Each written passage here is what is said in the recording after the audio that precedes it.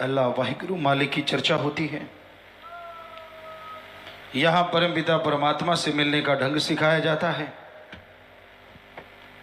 यहाँ बुरी से बुरी आदतें अमल करने से छूट जाया करती हैं और यहाँ परम पिता परमात्मा खुद विराजमान होते हैं। उसी का नाम सत्संग है।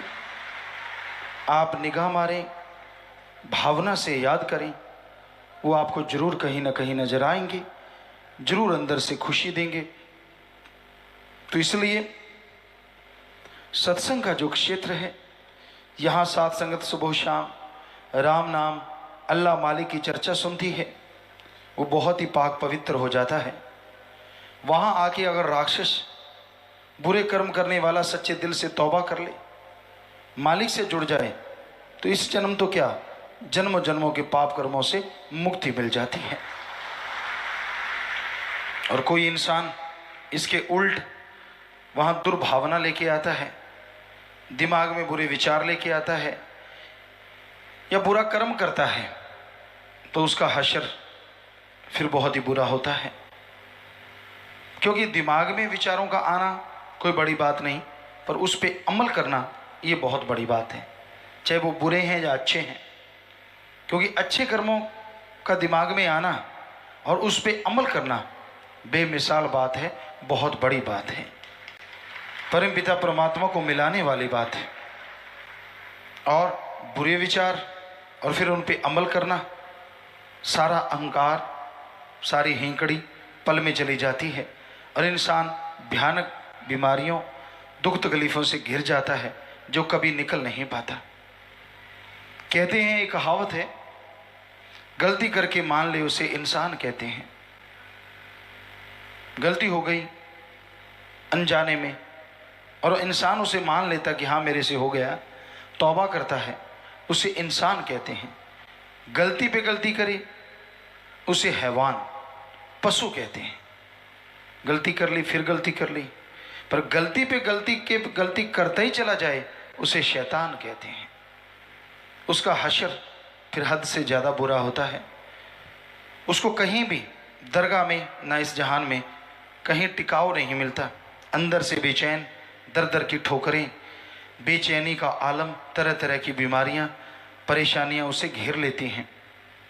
तो इसलिए इंसान सच्चे दिल से तौबा करे, साथ संगत में करता है, असल में तो दरगाह में वो जल्दी कबूल होती है। कई चुपके चुपके करते हैं, कई आगे बैठने वाले होते हैं, पीछे जाके खड़े हो जाते हैं कि कौन सा पता चलेगा, ये तो ड्यूटी पे खड़ा है। खड़े खड़े नारा लगा देते हैं, पता ही नहीं चलने देते कि मैंने माफ़ी भी ली। तो मालिक भी फिर पता लगा के ही माफ़ी देता है।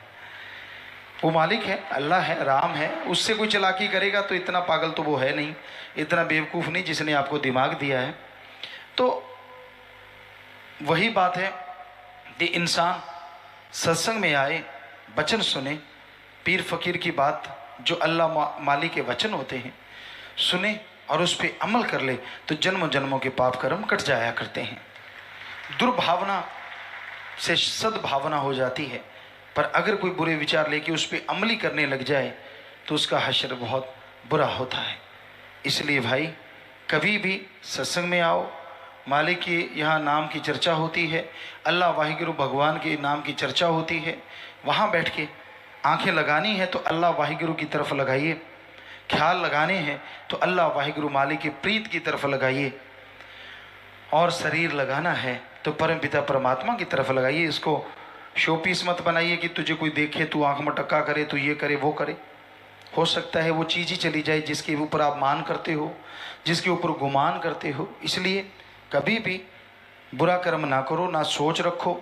सत्संग का दायरा ऐसा ज़बरदस्त होता है, आप एक शिक्षार्थी की तरह आओ, विद्यार्थी की तरह आओ, तो ऐसी शिक्षा लेके जाओगे जिससे आप ही नहीं, आपका परिवार ही नहीं, कुलों का उद्धार हो सकता है। और अगर आप बुरा सोच रखते हैं, बुरा ख्याल रखते हैं, तो आप ही नहीं, कुलों का भी, जो आपके बच्चे परिवार हैं, उन पे भी असर लाजमी पड़ता है। तो इसलिए भाई, सत्संग सुनो, अमल किया करो, दिखावे की ज़रूरत नहीं है। कई ऐसे ढीठ होते हैं, इतने बेशर्म होते हैं, उनको कोई फ़र्क नहीं पड़ता, वो दिखावा करते रहते हैं। और साथ वालों को पता होता है कि हाँ भाई ये देखो कितना ढीठ बना हुआ है, और उसको लगता नहीं मेरा तो किसी को पता ही नहीं है। एक कहावत है और हमने उसको देखा है, कहते हैं कबूतर की तरफ जब बिल्ली आती है ना, कबूतर आंखें बंद कर लेता है, अपने को बिल्ली दिखती ही नहीं। बिल्ली को और मज़ा हो जाता है, उसको खाने में आसानी हो जाती है, वो झट से पकड़ती है और टुकड़े टुकड़े कर देती है। हमने देखा है ऐसा।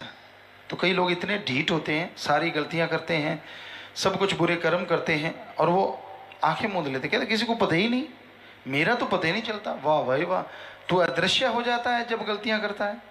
कोई तेरे पास बटन है जो किसी को दिखता ही नहीं, लोगों की आंखें लगी हैं, बटन तो है नहीं। सो वो सब देखते हैं, और मालिक अल्लाह राम से कैसे बचोगे? वो तो कमरे के अंदर क्या, बाहर क्या, जंगल बियाबान क्या, समुद्रों के पार क्या, समुद्र के अंदर क्या, पताल में क्या और आसमान में क्या, हर जगह, हर पल, हर समय, हर किसी को वो देख रहा है। उसको उससे पर्दा कैसे करोगे? इसलिए जो नियम आपके लिए तय हैं उन पे अमल करो, क्योंकि भक्ति मार्ग एक ऐसा मार्ग है, यहाँ से अगर फिसल गए तो दोमट माटी की तरह है, चिकनी माटी, मुल्तानी माटी कह लो, कि पैर फिसल गया तो फिर फिसलते ही चला जाता है। पीर फकीर ही एक ऐसा होता है जो उसका हाथ पकड़ के उसे संभालता है। और कैसे संभालता है?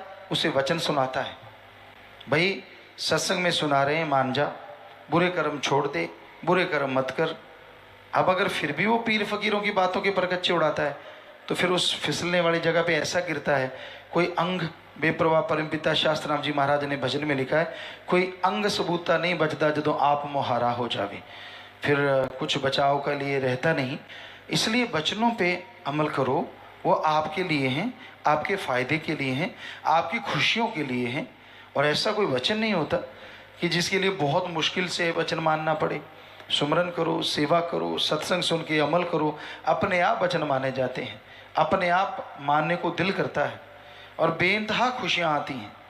हम आया करते सदगुरु की कृपा से, वचन माना करते, और जो लज्जत आती, जो नज़ारा आता, पता ही नहीं चलता यहाँ से गाँव कब पहुँच गए और कब वहाँ से ही वापस आ जाते। इतनी मोहब्बत, इतना प्यार, इतनी लज्जत आती, यूँ लगता ही ना कि धरती पे जा रहे हैं, यूँ लगता आसमान में उड़े जा रहे हैं, ऐसी खुशी मिलती है। पर वचन मानने से क्या पता कब सोना बनना होता है और आप पित्तल बन के बैठ जाते हैं। तो भाई वचनों पे अमल किया करें, सत्संग सुना करें और उस पे चला करें, तो यकीनन आपके जन्म जन्म के पाप कर्म कटेंगे और मालिक की दया में रहमत के काबिला बनते जाएंगे। मालिक को दिखावा पसंद नहीं है, अमली जिंदगी जरूरी है। दिखावा करना, पाखंड करना, ढोंग ढकोसले करना, ये लोगों को प्रभावित करने के लिए काफ़ी है, पर अल्लाह को या उसकी किसी फ़कीर को ये चीज़ प्रभावित नहीं करती। वो तो हकीकी जीवन, आप अपनी ज़िंदगी में अच्छे कर्म करो, भले कर्म करो, वचनों पे रहो, तो अपने आप चाहे कहीं भी हैं, मालिक आपकी संभाल करेंगे। आपको कि उसके अंदर की जितनी परेशानियां हैं वो सब दूर हो जाएं,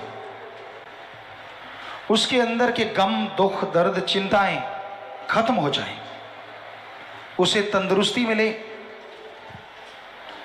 घर परिवार में शांति मिले, वो आत्मविश्वास, आत्मबल हासिल करे और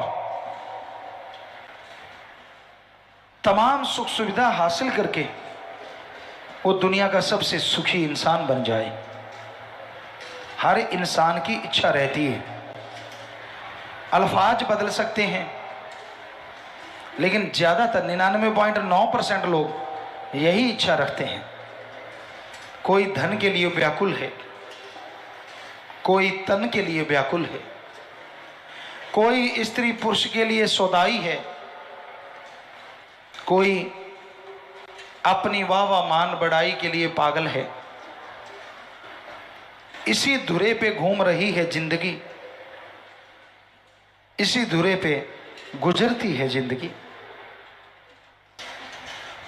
क्या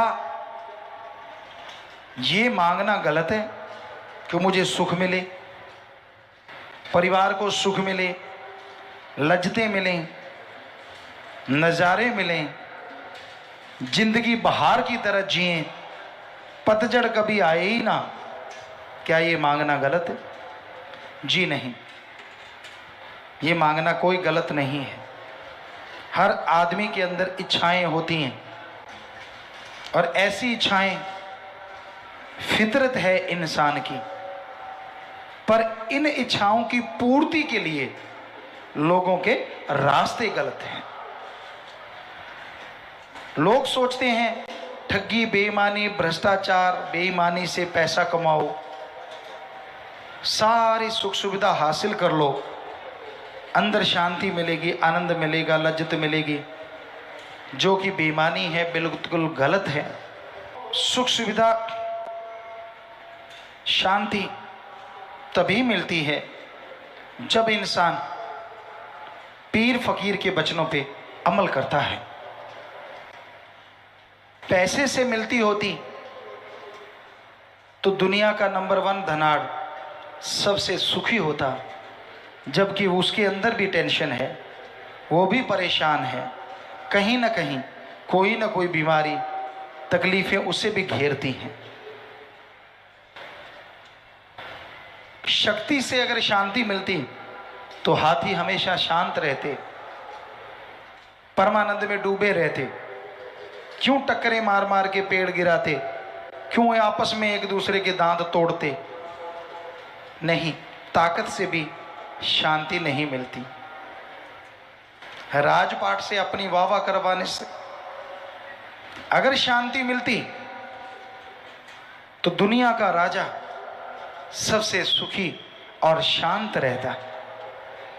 क्यों बेचैन है, क्यों डर है उसे? कोई ये ना कर दे, वो ना कर दे, फला ना कर दे। फिर सुख कैसे मिले? इन इच्छाओं की पूर्ति कैसे हो? इन इच्छाओं की पूर्ति के लिए एकमात्र तरीका ओम हरि अल्लाह वाहिगुरु का नाम जपना है, उसकी बनाई सृष्टि की सेवा करना है। उससे जो परमानंद मिलता है, जो लज्जत मिलती है, वो लिख बोल के बयान नहीं हो सकती। और इस पे कोई टैक्स ही नहीं लगता। आप कोई बिजनेस करते हैं, कोई व्यापार करते हैं, पहले पैसा तो लगाना पड़ता है, फिर जाके पैसा फलता फूलता बढ़ता है।